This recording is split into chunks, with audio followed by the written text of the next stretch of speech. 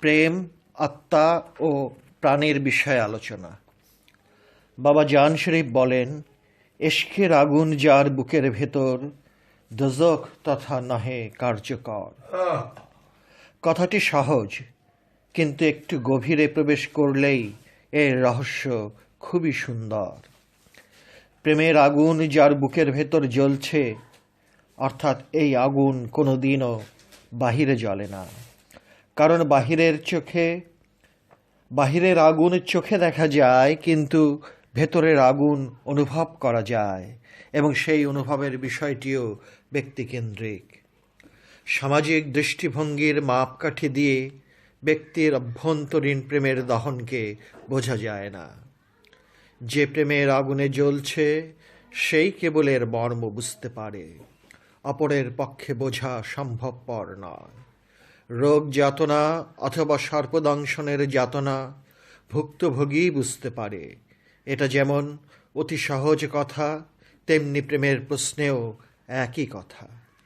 দোজখের আগুনও যেমন মানুষের মনটিকে জ্বালায়, এবং মানুষ ও জিন জাতির মন ছাড়া দোজখের আগুন আর অন্য কিছুই জ্বালায় না। মনের ভেতর দোজখের আগুন বোবার মতো প্রচণ্ড শক্তি নিয়ে জ্বলতে থাকলে মানুষ নিজেকে আত্মহত্যার সামনে ঠেলে দিতেও কুণ্ঠিত হয় না। পৃথিবীর ইতিহাস এবং প্রতিদিনের পৃথিবীতে কত শত মানুষ এই অন্তরের বোবা দহন সইতে না পেরে আত্মহত্যা করে চলেছে, তার কিছুটা নমুনা আমরা খবরের কাগজের মধ্যে পাই। কত বড় নিঠুর জ্বালা অন্তরের ভেতর জ্বলছে, অথচ বাহির হতে এর বিন্দু বিসর্গ বুঝবার উপায় থাকে না। কি অপূর্ব বিজ্ঞানময় কৌশলের একটি দৃষ্টান্ত রেখে দিলেন আল্লাহ। দেখতে পাই না, বলতেও পারি না, অথচ একজনের বুকের ভেতর আগুন জ্বলছে। বিশ্বাস করতে চায় না এই বিচিত্র মনটি, অথচ জোর করে বিশ্বাস করিয়ে দেয়। সুতরাং প্রেমের আগুনে যে জ্বলছে, তার মধ্যে স্বাভাবিকভাবেই দোজখের আগুনের কার্যকারিতা থাকতে পারে না। কারণ প্রেম এবং দোজখ দুটোরই আগুন ভেতরের বিষয়, বাহিরের সঙ্গে এর কোনো যোগসূত্র নেই। এখানে আরও একটি বিষয় লক্ষ্য করার মতো, আর সেটা হলো উভয় দহনই ব্যক্তির মধ্যে সীমাবদ্ধ।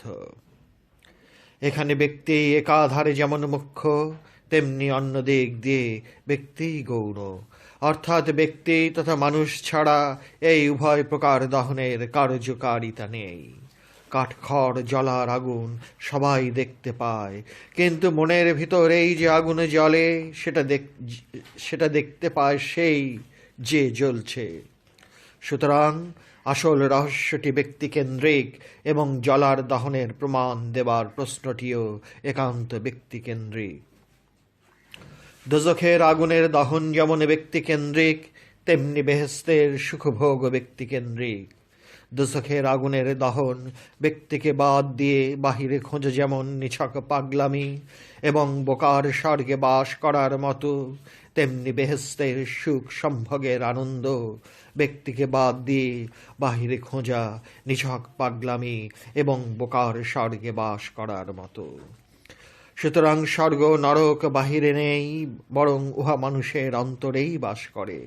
সুতরাং মানুষকে বাদ দিয়ে বাহিরে যারা আল্লাহকে পেতে চায়, তারা পাগল অথবা বিকারগ্রস্ততার জটিল রোগে ভুগছে, অথবা শয়তানের চালবাজির গুটিতে পরিণত হয়ে ধোঁকা দেবার বিদ্যা প্রচার করে সাধারণ মানুষগুলোকে ধরছে। এই ধোঁকার ফাঁদটাকেই আসল এবং একদম খাঁটি মনে হয়, কারণ ব্যক্তির আমিত্বটাই তথা আমি এবং আমার অহংকারটি এই ধোঁকার ফাঁদে নিয়ে যায়। হিব্রু ভাষায় অহংকারকে বলা হয় বালাসা, আর অহংকার যে করে তাকে বলা হয় ইবলিস। সুতরাং প্রত্যেক মানুষের সাথে যে একজন ইবলিসকে দেওয়া হয়েছে, মহানবীর এই মূল্যবান কথাটি এখন পরিষ্কার বোঝা যায়। স্বর্গ এবং নরক যেমন বাহিরের বিষয় নয়, বরং একান্ত ভেতরের বিষয়, এই অপূর্ব অভ্যন্তরীণ রহস্য না বুঝে যারা বাহিরে পাবার আশা করেন, তাদের জন্য সত্যিই দুঃখ হয়। কারণ এরা অনেকটা সেই রকম গাধার মতো, যে গাধা জীবনভর চিনির বোঝা বয়ে বেড়ালো, অথচ চিনি খেয়ে দেখার ভাগ্য হলো না।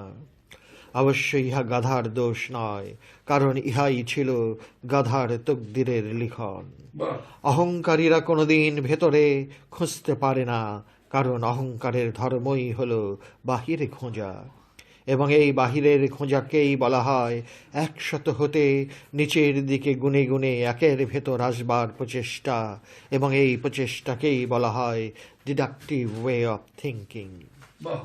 এই অহংকার পরিত্যাগ করার জন্য আল্লাহ তার 2,24,000 নবী ও রাসূলদের মাধ্যমে উপদেশ দিয়েছেন। আমরা সবাই এই অহংকার পরিত্যাগ করার উপদেশটি মেনে নিয়েছি, কিন্তু ইখলাসের সহিত তথা একদম আন্তরিকভাবে কয়জন মানতে পেরেছি? মুখে মুখে মেনে নেবার পরিণতি কি হতে পারে তা কম বেশি সবাই বুঝি। সুতার মধ্যে 1000 রকমের প্যাঁচ লেগে গেলে যেমন জটিলতার সৃষ্টি হয়, সেরকম জটিলতার মুখের সামনে কি এই 20 শতাব্দীর মানব সভ্যতা দাঁড়িয়ে আছে? একই ধাতব পদার্থে তৈরি, অথচ একটির সাহায্যে পেট কেটে গ্যাস্ট্রিক আলসারের ঘা সারিয়ে তোলে, অপরটি দিয়ে মানুষের গলা কিভাবে কাটা যায় তা আবিষ্কারের ফন্দি ফিকির চলে। তাহলে কি মানুষের নিয়তের উপরই ভালো মন্দ নির্ভর করে? মানুষের নিয়তি কি সব কিছুর একমাত্র মানদণ্ড? যদি তাই হয়, তাহলে আজকের সভ্যতার মানদণ্ডে এই উত্থান আর পতনের প্রবল ঢেউয়ের ঝাপটায় কোটি কোটি মানুষ কেন অর্থমৃতের মতো? বহির্জগতের যে জ্ঞান, সেই জ্ঞানকেই বলা হয় বিজ্ঞানের জ্ঞান, এবং এই বহির্বিষয় জ্ঞানের পথই বিজ্ঞানের পথ, আর সেই পথ ধরে মানুষ চায় আশীর্বাদের দেশে পৌঁছাতে। অনেকখানি আশীর্বাদ যেমন মানব জাতি পেয়েছে এই বিজ্ঞানের বদৌলতে, তেমনি অভিশাপও কি পায়নি? অনেক আদিম প্রথা আর আচরণের গালে বিজ্ঞান যেমন প্রচণ্ড চড় মেরে মানবিকতার আদর্শে এনে দিয়েছে, তেমনি অভিশাপের বড় বড় ঝুড়িগুলো মানব জাতির মাথায় ঝুলছে, এবং যে কোনো মুহূর্তে মানব সভ্যতার গণকবর রচনা করতে পারে। এজন্যই হয়তো বিজ্ঞানীদের গুরু ঠাকুর আইনস্টাইনকে তৃতীয় বিশ্বযুদ্ধের ভয়াবহতা কেমন হবে বলে সাংবাদিকরা প্রশ্ন করাতে তিনি বলেছিলেন যে তৃতীয় বিশ্বযুদ্ধের ভয়াবহতা বর্ণনা করতে না পারলেও চতুর্থ বিশ্বযুদ্ধটির কথা অতি সহজেই বলতে পারবেন। তার মানে, যদি কিছু মানুষ এই পৃথিবীতে ভাগ্যের জোরে বেঁচেই থাকে, তাহলে তারা যুদ্ধ করবে গাছের ডাল, বাঁশের লাঠি আর পাথরের টুকরো দিয়ে। একটি মানুষের মনের মধ্যে যেমন ফেরেশতা আর ইবলিস পাশাপাশি বাস করে, এবং মানুষের ব্যক্তিকেন্দ্রিক ওঠানামাটিও নির্ভর করে তার নিজের উপর, তেমনি বিজ্ঞানের ভালো মন্দ দুটোই পাশাপাশি বাস করছে, এবং গঠন ধ্বংসটিও নির্ভর করছে দুই বিপরীতমুখী আদর্শে বিশ্বাসী মহাশক্তিধরদের উপর। অবশ্য আল্লাহর ইচ্ছার বাইরে কিছুই হওয়ার নয় এবং হতেই পারে না। যদি বিজ্ঞানের দ্বারা মানব সভ্যতা চরম পদপীঠে উন্নীত হয়, তাহলে এটা সমগ্র মানব জাতির তকদিরের লিখন, এবং এই তকদিরের লিখন আল্লাহ ছাড়া কেউ খণ্ডাতে পারবে না। যদি বিজ্ঞানের দ্বারা মানব সভ্যতা সম্পূর্ণরূপে ধ্বংসস্তূপে পরিণত হয়, তাহলে এটা সমগ্র মানব জাতির তকদিরের লিখন, এবং এই তকদিরের লিখন আল্লাহ ছাড়া কেউ খণ্ডাতে পারবে না। সুতরাং গঠন এবং ধ্বংসের চিন্তার সূত্রপাত বাহির হতে আসবে না, বরং কিছু মানুষের মন হতে তথা মানুষের ভেতর হতেই এর আগমন ঘটবে। যেমন বেহেশত দোজখ বিষয়টি বাহিরের নয়, বরং একান্ত মনোগত ব্যাপার এবং সম্পূর্ণ ব্যক্তিকেন্দ্রিক। তাই বাবা জান শরীফ বলেছেন যে প্রেম নামক অগ্নি যার বক্ষে জ্বলছে, সেই একই বক্ষে নরকের অগ্নি জ্বলতে পারে না এবং জ্বলার প্রশ্নই ওঠে না। কারণ প্রেমের আগুন এমনই এক আজব আগুন, যার সামনে বিধাতার ইচ্ছা শক্তিটিও থর থর করে কেঁপে ওঠে। কারণ বিধাতার অনেক নামের মধ্যে সবচাইতে প্রিয় নামটি, সেই নামটি হলো প্রেম। সুতরাং বিধাতার অপর নাম প্রেম, আর প্রেমের অপর নাম হলো বিধাতা। সুতরাং যে বুকে বিধাতা স্বয়ং প্রেমের রূপ ধারণ করে জ্বলছেন, সেখানে নরকের আগুন তো একেবারেই তুচ্ছ ব্যাপার। তাই আমরা পবিত্র বাইবেলে যীশু খ্রিস্টের পবিত্র কণ্ঠে শুনতে পাই, বিধাতাই প্রেম এবং প্রেমই বিধাতা। বাবা জান শরীফ বলছেন, সেই বিধাতার প্রেম রহস্য তুমি কার কাছে জানতে পারবে? কামেল পীর ছাড়া এই প্রেম রহস্য বোঝা অসম্ভব। আপন মনের ভিতর লুকানো ভুল ভ্রান্তিগুলোর অবসান হতে পারে একমাত্র কামেল পীরের সোহবতের মাধ্যমে। আল্লাহর স্মরণ তথা জিকির সব সময় আপন মনের মাঝে প্রহরীর মতো সজাগ রাখতে হবে। তবেই মনের মাঝে লুক্কায়িত রহস্যের পর্দা ছিঁড়ে টুকরো টুকরো হয়ে পড়বে এবং তখনই আপন মহিমায় উদ্ভাসিত হবে আল্লাহর জ্যোতির্ময় নূর।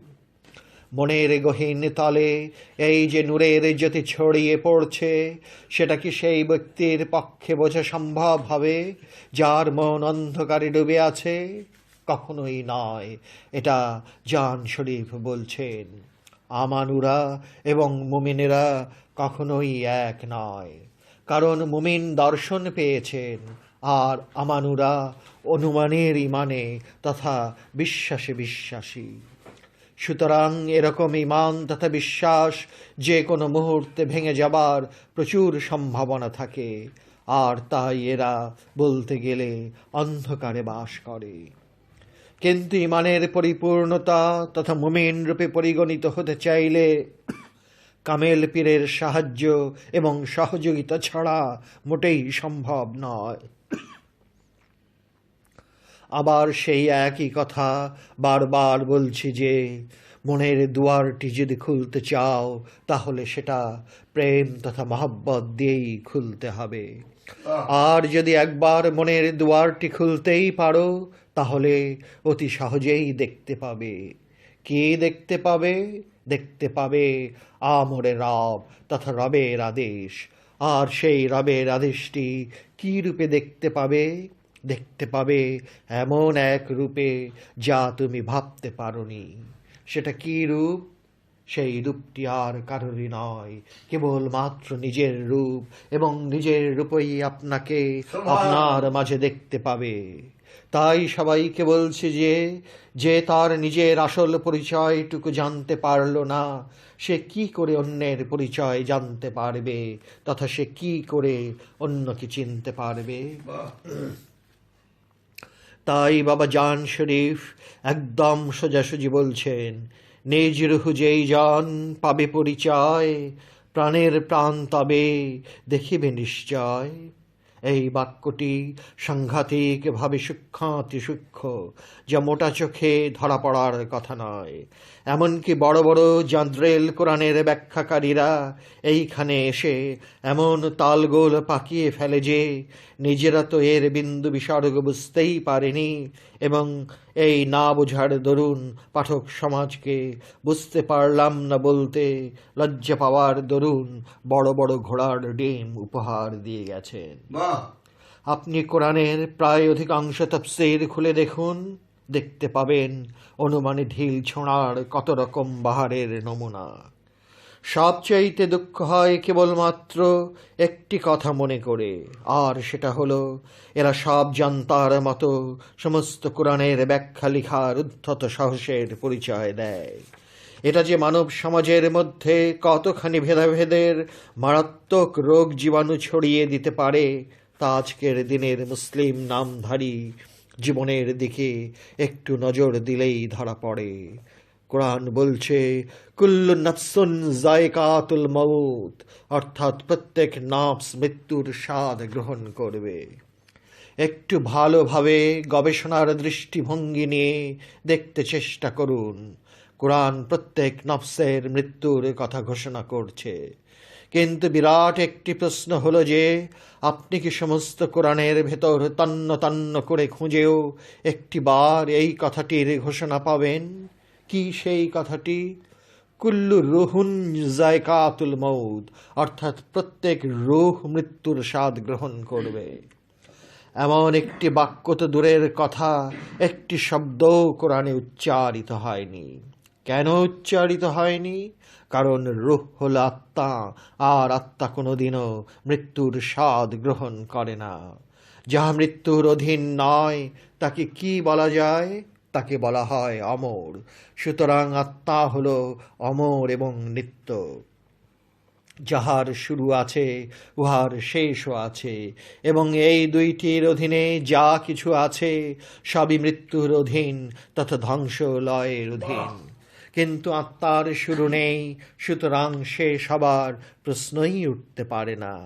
তাই আত্মা অমর এবং নিত্য, এবং এই জন্যই কোরআনের কোথাও আত্মার মৃত্যু হবে অথবা মৃত্যুর স্বাদ গ্রহণ করবে এই জাতীয় একটি কথাও নেই। বরং আত্মাকে বলা হয়েছে আল্লাহর আদেশ ও তাঁরই কর্ম। আদেশটি আর কারো নয়, স্বয়ং স্রষ্টার। সুতরাং এই আদেশ শব্দটির গভীর রহস্য সমস্ত কোরআনে মাত্র 21 বার উল্লেখ করা হয়েছে, এবং এই আদেশটির রূপ খুব সুন্দরভাবে ব্যাখ্যাও করা হয়েছে। সুতরাং আমরা এখন পরিষ্কার বুঝতে পারছি যে নফস এবং রূহ এক জিনিস নয়, বরং সম্পূর্ণ আলাদা। নফসের মৃত্যু হয়, নফসে মৃত্যুর স্বাদ গ্রহণ করে। রূহ তো আত্মা বলে সবাই কম বেশি জানি এবং বুঝি, কিন্তু নফস বলতে কি বুঝায়? মানবীয় সমস্ত ইন্দ্রিয়গুলোকেই বলা হয় নফস, তা যত কম বেশি ভাগেই ভাগ করা হোক না কেন। মানবীয় ইন্দ্রিয়গুলো বলতে কি বুঝায়? মনের যতগুলো বৃত্তি আছে, তত ডালপালা আছে, সেই বৃত্তিগুলোর কাজকর্মকেই বলা হয় নফস। এক কথায় মানবীয় চিত্তবৃত্তির সামগ্রিক প্রকাশটিকেই বলা হয় নফস। দেখা, শোনা, বুদ্ধি, স্মৃতিশক্তি ইত্যাদি ইন্দ্রিয় গুণগুলোর গুণাগুণ এক একটি নফসের অভিব্যক্তি।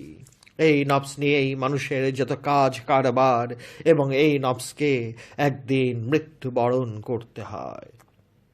এই মৃত্যুটি স্বেচ্ছায়ও হতে পারে, আবার অনিচ্ছায়ও হতে পারে।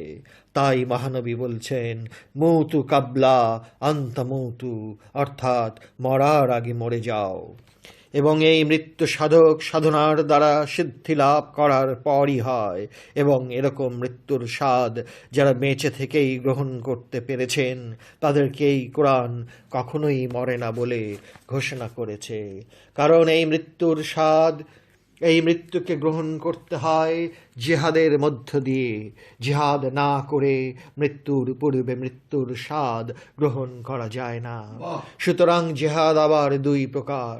ধর্মযুদ্ধে জিহাদ করে মৃত্যুবরণ করাকে বলা হয় জিহাদে সগীর, অর্থাৎ ছোট জিহাদ। আর নিজের প্রবৃত্তির ইন্দ্রিয়গুলোর বিরুদ্ধে জিহাদ ঘোষণাকেই বলা হয়েছে জিহাদে আকবর, তথা সবচাইতে বড় জিহাদ। সুতরাং সাধক সবচাইতে বড় যুদ্ধে লিপ্ত থাকেন, কারণ নফসের বিরুদ্ধে যুদ্ধ করার জন্যই সমগ্র কোরআন আদেশ দিচ্ছে, এবং সেই আদেশ সংগ্রামরত নফসের অধিকারীদেরকে উদ্দেশ্য করেই তথা আমানুদেরকেই দেওয়া হয়েছে। আরও মজার কথা হলো এই যে একটি আদেশও সমগ্র কোরআনে মুমিনদেরকে লক্ষ্য করে দেওয়া হয়নি, কারণ মুমিন বিজয়ী এবং বিজয়ীর জন্য আদেশ নিষ্প্রয়োজন। বরং ধমক দিয়ে কোরআন আমানুদেরকে লক্ষ্য করে সাবধান করে দিয়ে বলছে মান কুতিলা মুমিনান মুতাআম্মাদান ফাকাদ কাফারা, অর্থাৎ যে যুদ্ধ করে মুমিনের সঙ্গে জেনে শুনেও, সুতরাং নিশ্চয়ই সে কাফের। সুতরাং আমানু এবং মুমিন দুইজন সম্পূর্ণ পৃথক অবস্থানে দণ্ডায়মান। কিন্তু আমাদের সবচাইতে বড় দুর্ভাগ্য হলো এই যে প্রায় অধিকাংশ কোরআনের ব্যাখ্যা করতে গিয়ে আমানু এবং মুমিনের মধ্যে এমনভাবে লাবড়া পাকিয়ে ফেলা হয়েছে যে পাঠকদের পক্ষে এই ব্যবধানটুকু ধরার আর কোনো সুযোগই রাখা হয়নি। এরকমভাবে কোরআনের শত শত স্থানে বিকৃত, জঘন্য এবং বানোয়াট ব্যাখ্যা দিয়ে ভরে রাখা হয়েছে। যদিও পৃথিবীর মানুষেরা এই অপব্যাখ্যা করার কৈফিয়ত চাননি অথবা চাওয়ার প্রয়োজন অনুভব করেননি, এবং তারই পরিণাম যে মারাত্মক পরিস্থিতির সম্মুখীন হয়েছে তা সবাই কিছু না কিছু বুঝতে পারি। নফস এবং রুহের বেলাতেও এই একই লাবড়া পাকানো হয়েছে। নফসকে অনুবাদে আত্মা করা হয়েছে এবং আত্মার মৃত্যু ঘোষণার ফরমান জারি করা যে কত বড় জঘন্য কোরআন বিরোধী কথা সেটা বুঝবার চেষ্টাটুকু পর্যন্ত করা হয়নি, অথচ এসব অখাদ্য কোরআনের নামে পরিবেশন করা হয়েছে। তাহলে এখন আমরা রূহ তথা আত্মা সম্বন্ধে কিছু বলবো। আত্মা প্রত্যেক মানুষের ভেতরেই বীজ রূপে অবস্থান করে। একটি বীজ যেমন একটি পরিপূর্ণ বিরাট গাছের সমস্ত গুণাবলী নিয়ে অবস্থান করে, তেমনি একটি বীজরূপী রূহ তথা আত্মাও পরম সত্তার সমস্ত গুণাবলী নিয়ে অবস্থান করে। বীজটির জাগ্রত রূপটি যেমন একটি বৃক্ষ, তেমনি বীজ রূপের রূহ তথা আত্মাটির জাগ্রত রূপটি হল আপনার মধ্যে পরম সত্তার বিকাশ, প্রকাশ এবং অবতারণ। কামেল পুরুষের পরিতৃপ্ত নফসের উপর যখন রুহের তথা আত্মার বিকাশ অথবা অবতারণ হয়, তখনই তাকে অলি, দরবেশ, পীর, ফকির ইত্যাদি নামে আখ্যায়িত করা হয়। কারণ আত্মা সৃষ্টির মধ্যে গণ্য করা হয়নি, বরং আত্মা হল সৃজনী শক্তির অধিকারী। সুতরাং আত্মা হল সম্পূর্ণ রহস্যময় এবং এর পরিচয় মানুষের ভাষায় প্রকাশ করা কঠিন। আত্মার জাগরণের মাধ্যমেই নিজের পরিচয়ের জ্ঞান হয়। ফানা তথা নির্বাণ হতে হয় নফসের, আত্মার নহে, কারণ আত্মা নির্বাণের আওতার বাহিরে। কারণ আত্মা অমর, এবং যেহেতু আত্মা অমর সেই হেতু ইহার শুরুও নেই, শেষও নেই। নফসের শুরু এবং শেষ আছে, সুতরাং ফানা তথা নির্বাণ হবার সাধনার প্রশ্নটিও আছে। রবরূপী আল্লাহর ইমেজ তথা ভাবমূর্তি সাধকের পরিতৃপ্ত নফসের উপর অধিষ্ঠানকে আত্মার অবতরণ বলেও কোরআন ঘোষণা করেছে। মানব জীবনের সত্যিকার পরিপূর্ণ সার্থকতা এখানেই। এই সার্থকতার রহমত যারা পায়নি তাদের নফস তথা ইন্দ্রিয়গুলো চক্রাকারে ঘূর্ণায়মান।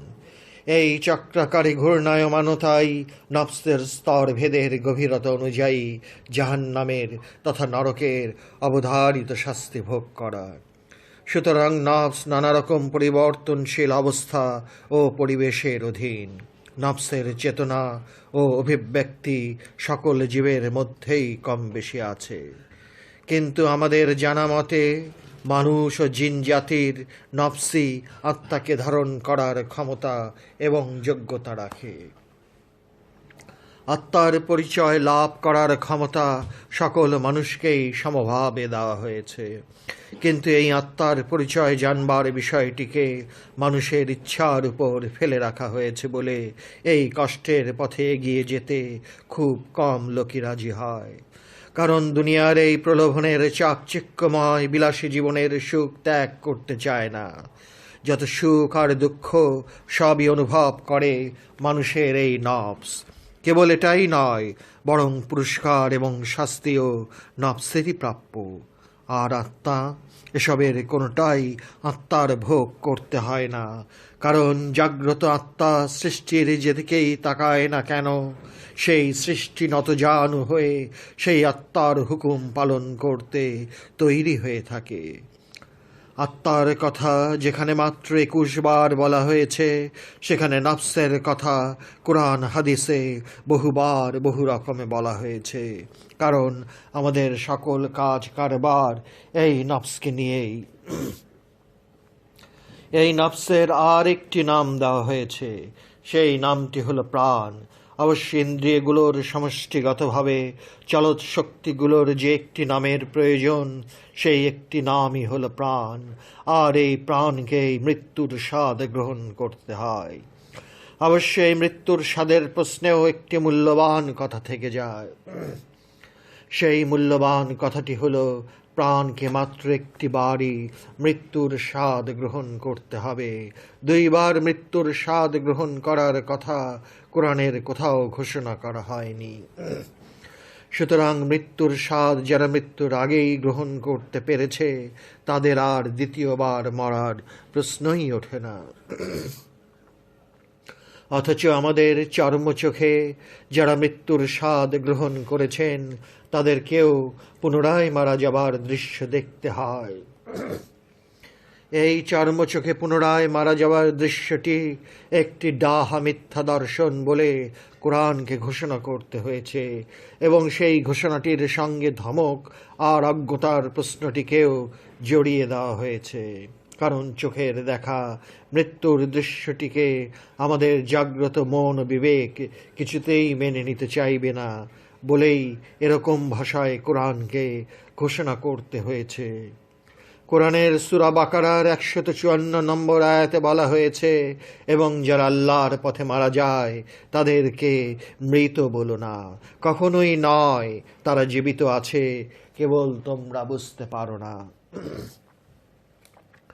সাদা চোখের দেখা যে সবসময় ঠিক হয় না, এই কথাটি বহির্জগতের অনেক বিষয়ের বেলাতেও একদম সত্য কথা। এর এক বোঝা উদাহরণ দেওয়া যেতে পারে, কিন্তু আধুনিক বিজ্ঞান এই সত্যটুকু সবাইকে চোখে আঙুল দিয়ে বুঝিয়ে দিয়েছে। এই মাত্র সেদিন পৃথিবীর মানুষগুলোকে আর একটি আজব চমক দেখিয়ে সবাইকে অবাক করে দিয়েছে। এমনকি জাদ্রেল বিজ্ঞানীরা পর্যন্ত চমকে গিয়েছেন।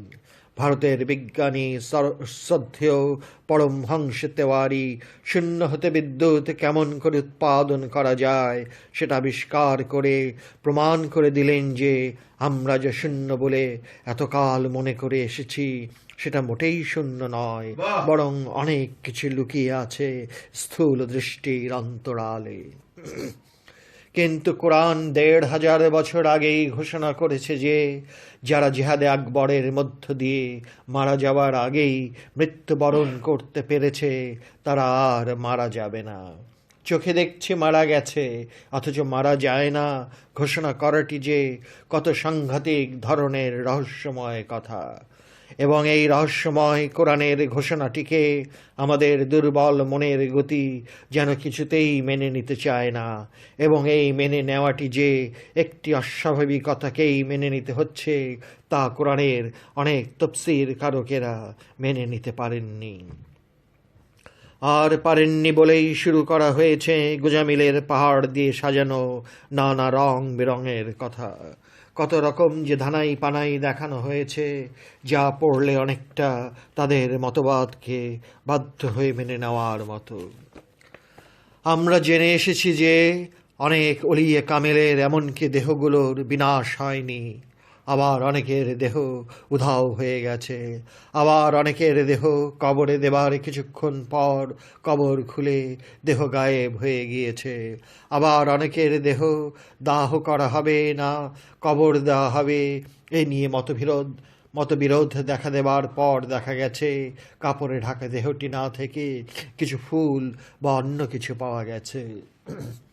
আবার অনেকের একই দেহ অনেক স্থানে অনেক দেহ ধারণ করে কবর দেওয়া হয়েছে। সুতরাং আত্মার প্রশ্নটি তো দূরে থাক, বরং ওলিয়ে কামেলের যে সাধারণ দেহ সেটিরও বিনাশ হয় না, বরং যেমনটি ছিল তেমনটি থাকে। যদি ধরে নেই যে দেহটি তো আর অলি নয়, বরং অলির একটি সবচাইতে নিকটতম আচ্ছাদন, অথচ সেই আচ্ছাদনটির মর্যাদা দেখে চমকে যেতে হয়। মহানবী বলেন, ইন্নাল্লাহ হারমা আলাল আরদে আসজাদ আল আম্বিয়া, অর্থাৎ অবশ্যই আল্লাহ মাটির জন্য নবীগণের শরীরকে হারাম করেছেন। কে না জানে যে হযরত মুজাদ্দিদ আল ফিসানির পীর মুর্শিদ কিবলায়ে কাবা বাবা বাকি বিল্লাহ তার নিজের জানাজা নিজেই পড়ে গেছেন। বহির্জগতের বৈজ্ঞানিক অসম্ভব ধরনের বিষয়গুলো যখন ধাপে ধাপে এবং দিনের পর দিন সম্ভব করে তুলেছে, আর সেই সব সম্ভবগুলোকে মেনে নিতে বাধ্য হচ্ছে একান্ত মনের প্রচণ্ড অনিচ্ছায়। বিজ্ঞান যেমন অবাধ্য মনের উপর প্রচণ্ড আঘাত হেনে ঘাড় ধরে বিশ্বাস করিয়ে ছাড়ে, সেরকম কি এই দেহ আর আত্মার জগতের রহস্য কোনো দিন খুলে দিতে পারবে না? হয়তো একদিন পারবে, এবং যেদিন পারবে সেদিন জল্পনা আর ধরাবাঁধা কাষ্ঠ সংস্কারগুলো মৃত্যু ঘণ্টা ধর্মের ঢোলের মতো আপনিই বেজে উঠবে।